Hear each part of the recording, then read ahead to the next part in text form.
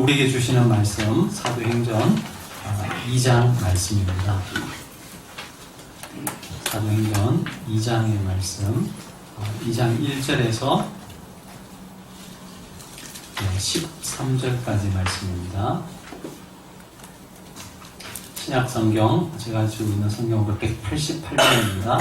사도행전 2장 1절에서 13절까지 교독하시겠습니다. 제가 먼저 1절 공독해 드리겠습니다. 오순절 날이 이미 이름에 그들이 다 함께 한 곳에 모였더니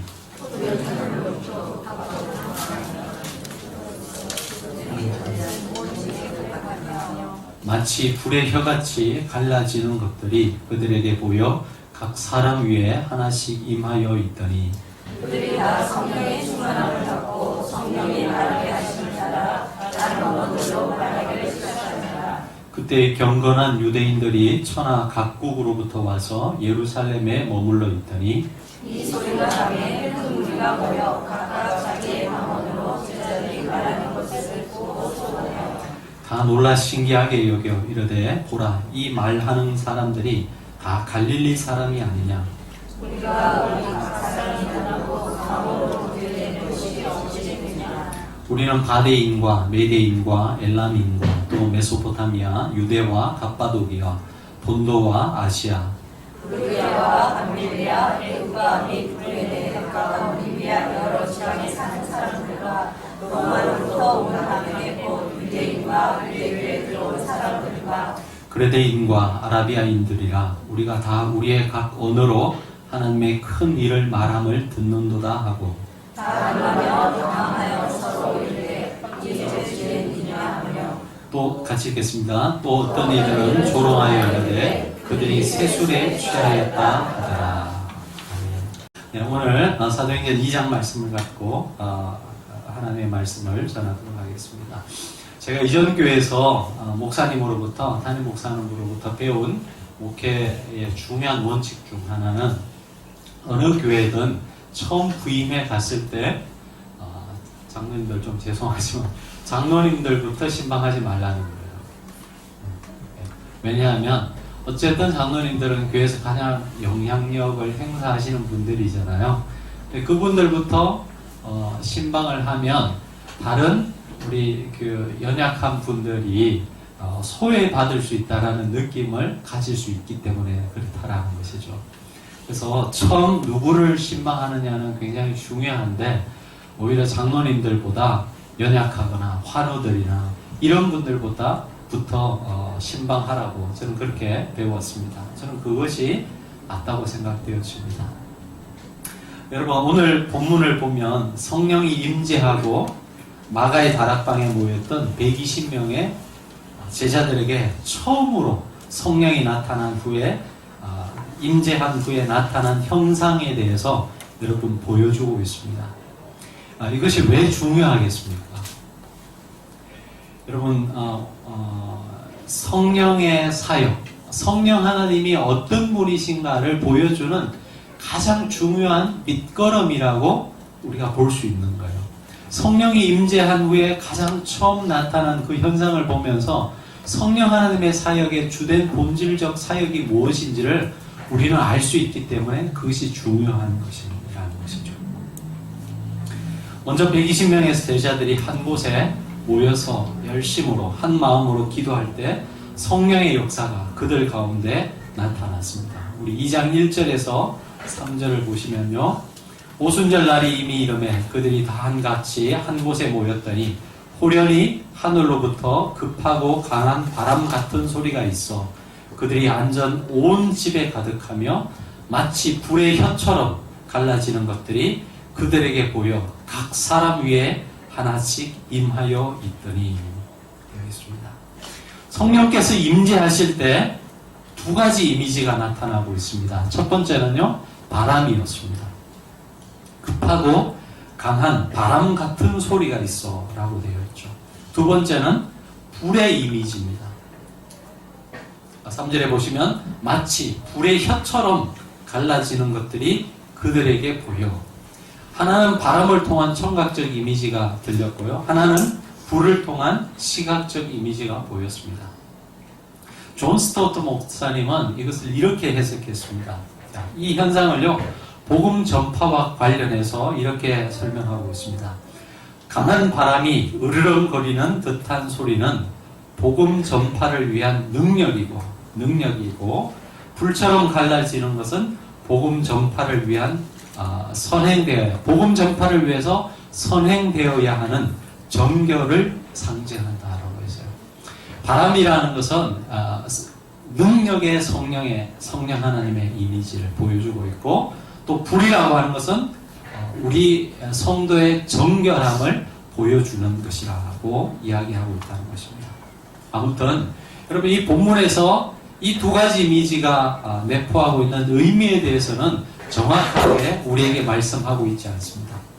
그러나 우리가 유추해 볼 수 있는 것은 이 성령이 임재할 때 강한 능력으로 이곳에 함께했던 120명의 이 사람들의 삶을 온전히 사로잡았던 것만은 분명한 것 같습니다.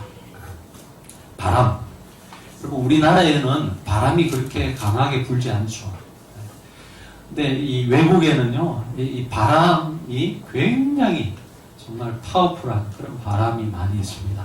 미국에서 보면 토네이도 같은 것들, 그렇죠? 제가 신혼여행을 괌으로 갔었는데, 그때 2003년이었는데요.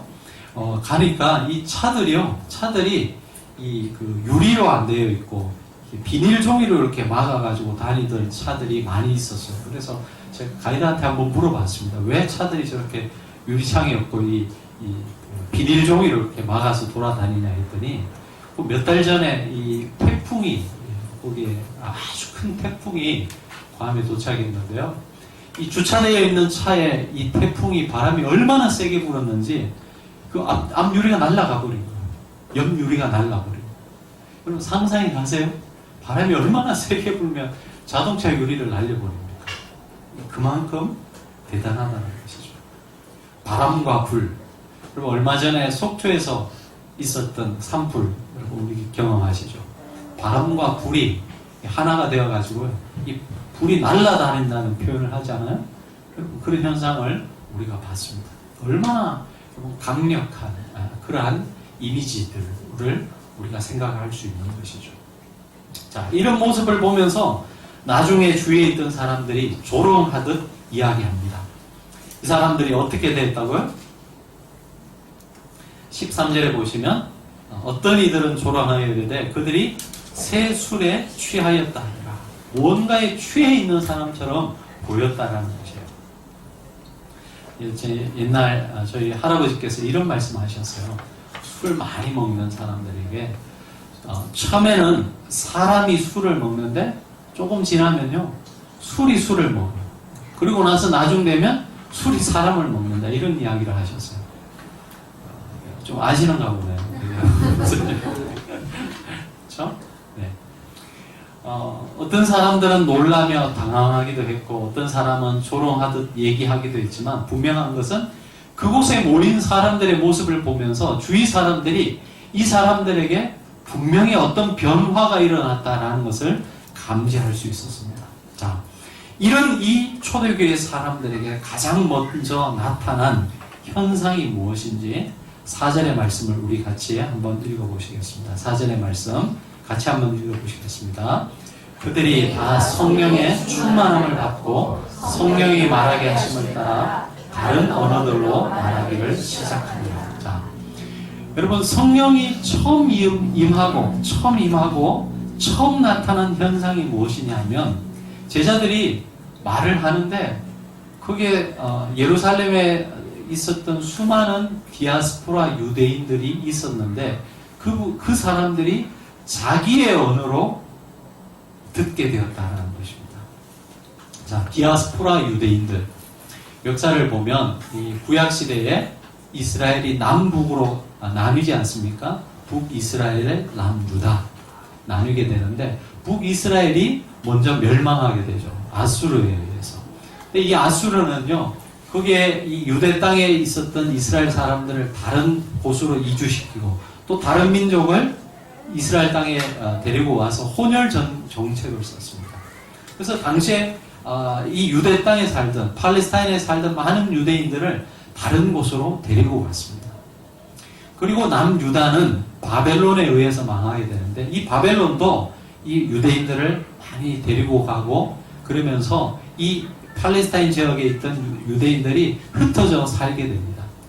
그 디아스포라 유대인들이 로마 시대, 예수님 시대에 얼마였냐면 500만 명이었어요. 반면에 이 유대 땅에 살고 있었던 유대인들은 약 100만 명 정도 추산을 합니다. 그러니까 이 유대 땅, 지금의 이 팔레스타인 지역 외에 살던 유대인들이 훨씬 많았던 것이죠. 이 유대인들이 적어도 1년에 한 번 이상은 이 예루살렘에 와서 제사를 드려야 했습니다. 그러니까 얼마나 많은 유대인들이 이 예루살렘에 있었는지 우리가 짐작해 볼 수 있는 것이죠. 그리고 이 사람들은 유대 말도 했었지만 그러나 1차적으로는 자기의 모국어가 각기 다른 언어였어요. 오늘 말씀해 보면 이 사람들이 어디에서 온 사람들이 있는지 9절과 10절에서 나오고 있죠. 바데인과 메데인과 엘람인과 이 지역들을 다 따져보면 이 로마 제국 전체에 흩어져 있었던 유대인들이었습니다. 자, 이런 유대인들이 제자들은 아람어로 당시에 이제 대부분 유대인들이 아람어를 사용했다라고 그렇게 알려지고 있는데 아람어를 이렇게 이야기하는데 듣는 사람들은 다 각자 자기의 언어로 듣게 되는 이 신기한 일이 벌어졌다는 것입니다. 여기에서 말하는 이 방언은요, 이 서신서에 나오는 방언과는 조금 우리가 구별할 필요가 있습니다. 여러분, 이 서신서에서 바울이 말하는 방언, 여러분 우리가 지금 하는 방언 있죠. 우리가 잘 알아듣지 못하는 샬라샬라 하고 어떤 특정한 언어를 계속 반복해서 하잖아요. 자기도 모르는 사이에 자기의 혀가 꼬이면서 방언이 터지기도 합니다. 이런 언어를 말하는 거예요. 그러나 이 사도행전 2장에서 말하는 방언은 그런 방언이 아니고 제자들이 말할 때 각기 다른 언어로 사람들이 알아듣게 되었다는 것입니다. 자, 많은 신학자들이요, 이때의 이 역사가 바벨탑 사건 이전에 가지고 있었던 그 언어로서의 회기라고 그렇게 이야기합니다. 원래는 언어가 하나였었는데 바벨탑 사건을 통하여서 언어가 나뉘게 되었지 않습니까? 인간의 이 교만의 상징인 바벨탑 사건으로 인하여서 언어가 나뉘게 되었습니다. 그런데 이 사도행전 2장에 와서 이 성령의 임재 사건을 통하여서 그 전 인간의 교만으로 파생된 인간의 이 언어가 나뉘기 전으로 회복되었다라는 것을 이야기하고 있습니다.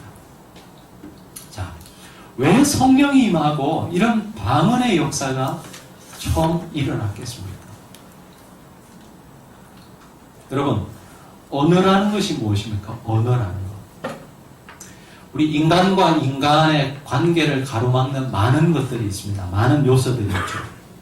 인종도 있을 수 있고요. 문화도 있을 수 있고 또 가치도 있을 수, 가치관이 달라도 우리가 나뉘죠. 남자와 여자, 성도 나뉘게 됩니다. 우리 한번 제가 준비한 영상은 아니고요, 음성인데요. 우리 할머니와 어떤 상담원의 이 대화를 한번 들어보도록 하겠습니다.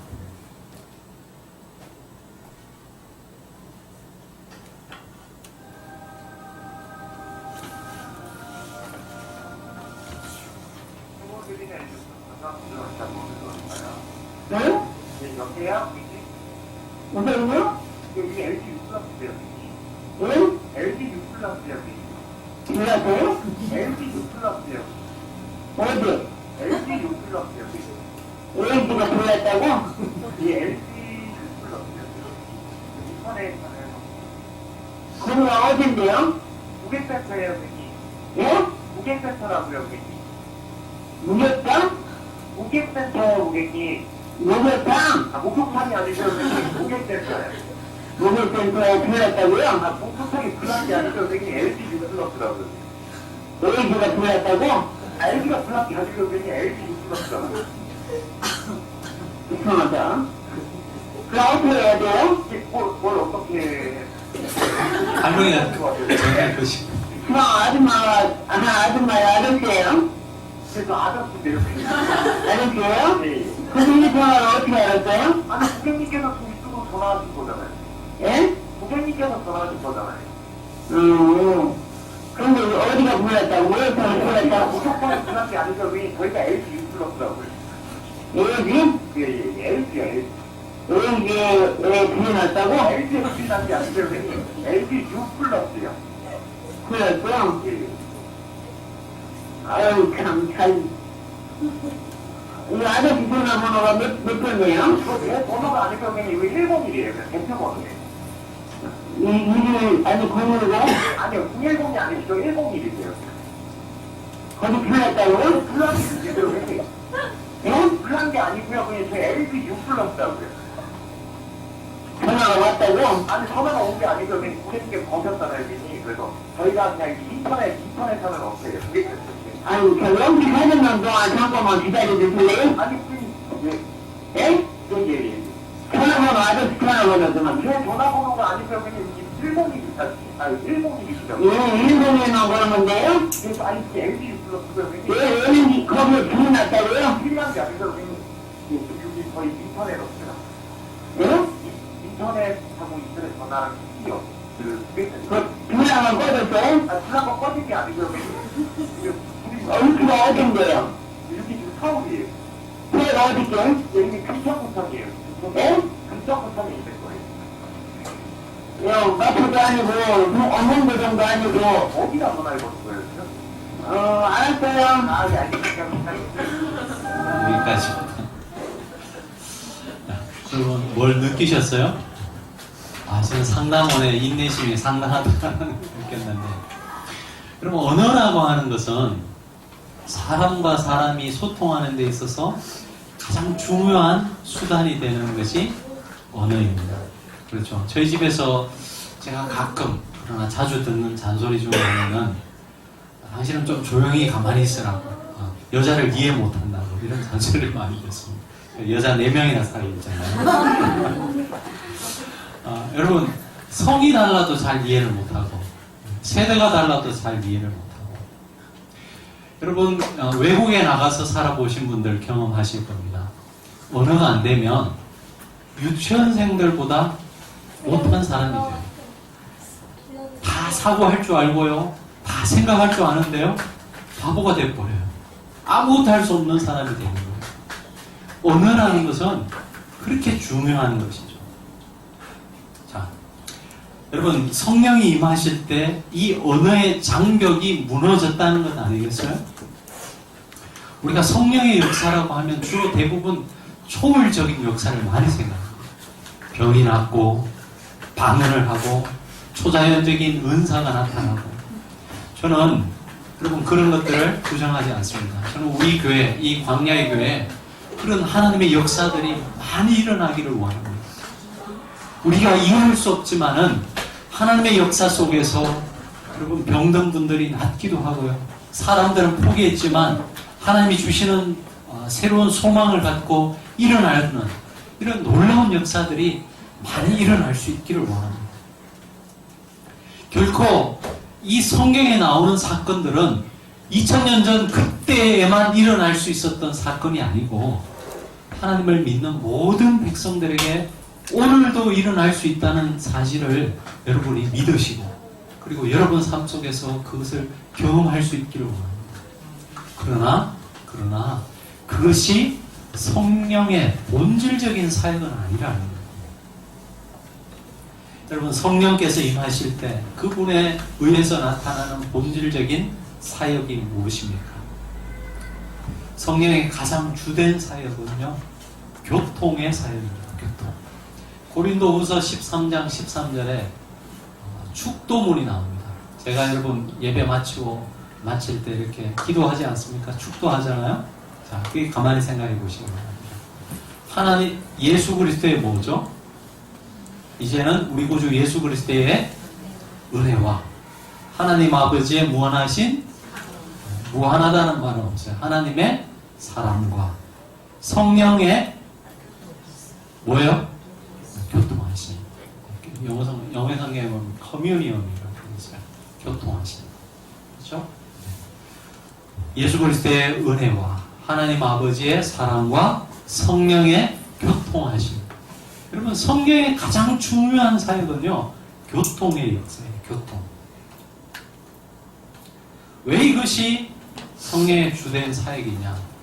여러분, 인간이 살아가면서 겪는 많은 고통이 있습니다.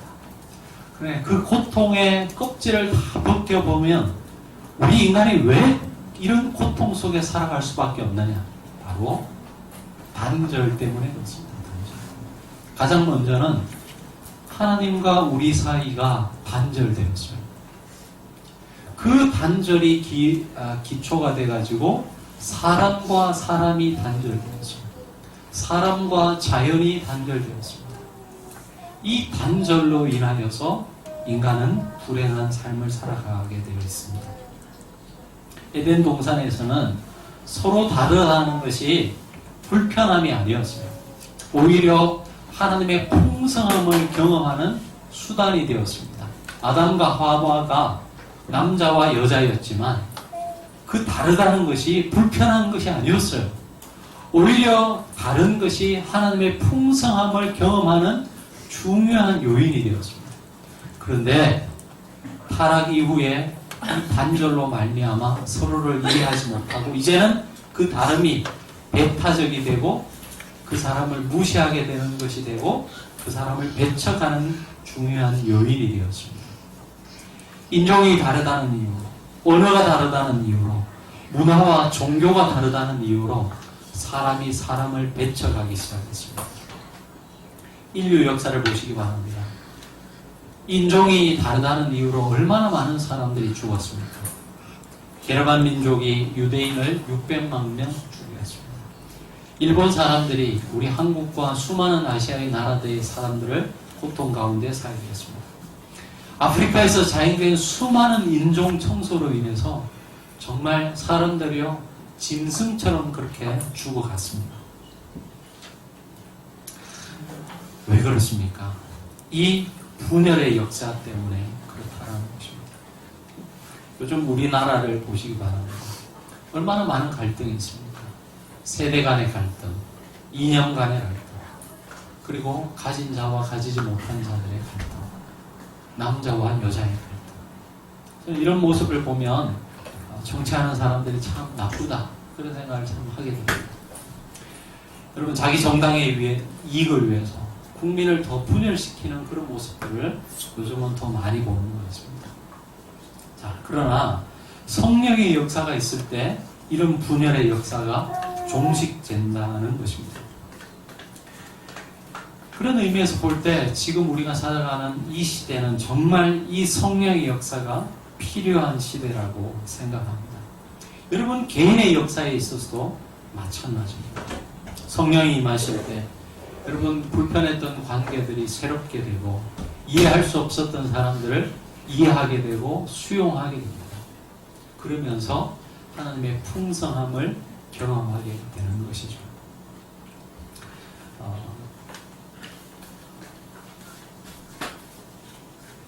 저희 아버님 돌아가셨는데요.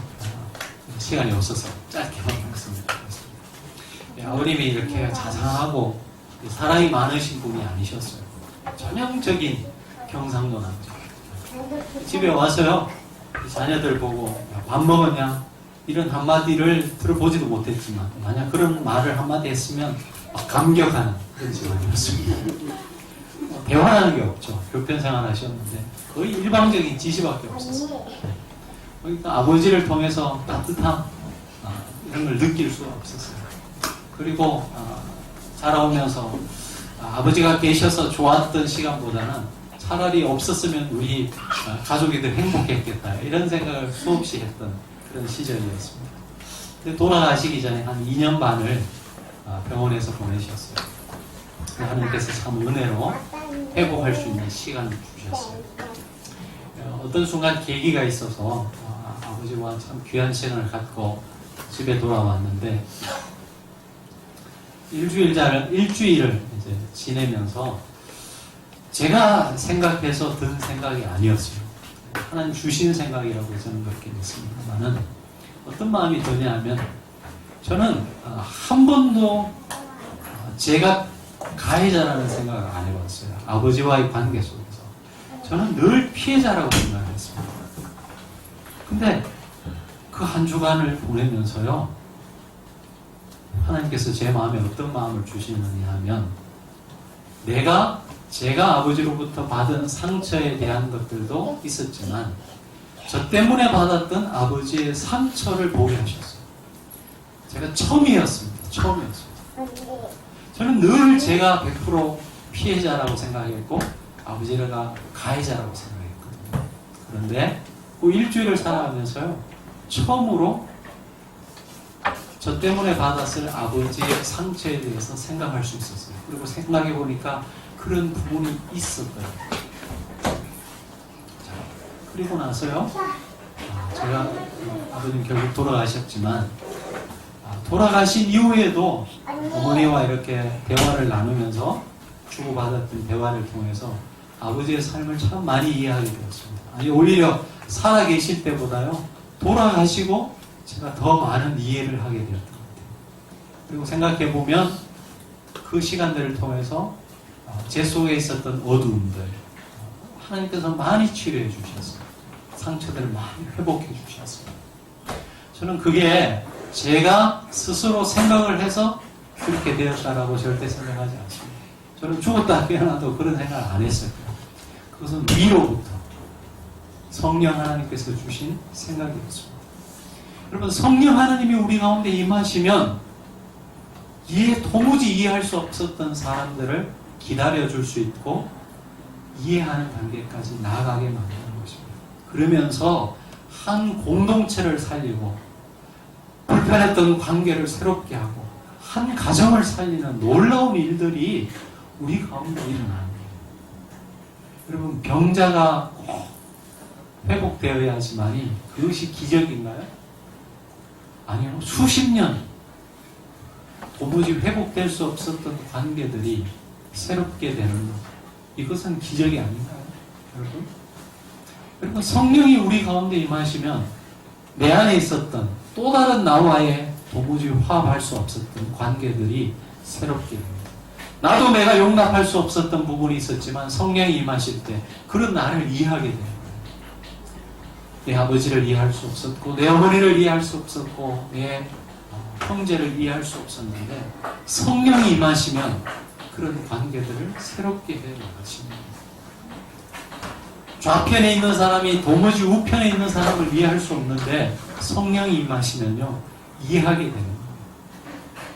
저는 우리 교회 공동체 가운데 이런 성령의 역사가 충만하게 일어나기를 원합니다. 그래서 나와 다름이 이제는 불편한 것이 아니고 하나님이 저렇게 풍성하신 분이구나 라는 것을 경험할 수 있는 그런 공동체가 되기를 원합니다. 여러분, 가정이 그런 공동체가 되기를 원합니다. 요즘 보면요, 여러분 부부로 살지만 그냥 동거인으로 살아가는 부부도 굉장히 많이 있습니다. 그냥 같은 공간에 살아갈 뿐이지 그 이상도 그 이하도 아닌 그런 가정들 참 많이 있습니다. 여러분, 성령께서 여러분을 터치하시고 여러분을 회복하시는 역사를 통해서 여러분의 가정이 새로워지기를 원합니다. 여러분 마음속에, 여러분 가정 속에, 우리가 몸담고 있는 이 공동체 속에 하나님의 나라가 임하는 놀라운 역사들이 회복되기를 원합니다. 기도하시겠습니다. 하나님 아버지, 은혜를 감사합니다. 주의 성령이 우리 가운데 임하여 주시기를 간절히 원합니다. 우리의 마음속에 임하셔서 나도 수용할 수 없었던 내 자신의 모습을 이해하고 수용할 수 있게 하시고 우리의 가정이, 우리 교회 공동체가, 이 나라, 이 민족이 새롭게 되는 놀라운 역사를 일어나게 도와주옵소서. 예수님 이름으로 기도합니다.